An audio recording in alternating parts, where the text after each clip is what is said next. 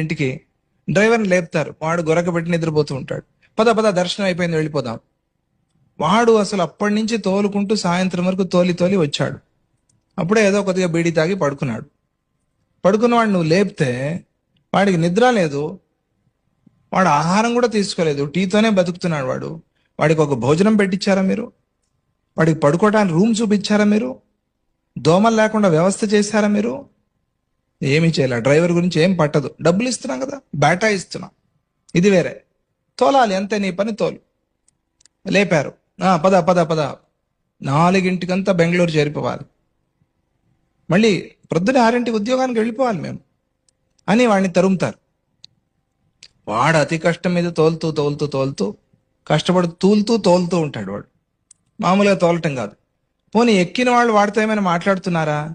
పోనీ ఒకటి ఏదైనా క్యాసెట్ పెట్టారా? వాడేదో క్యాసెట్ పెట్టుకున్నాడు, దాన్ని ఆపేశారు వీళ్ళు. ఎందుకు? వీళ్ళకి నిద్ర పట్టట్లేదు.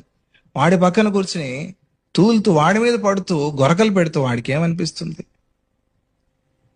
సైకాలజీ. ఒకడు నిద్రపోతూ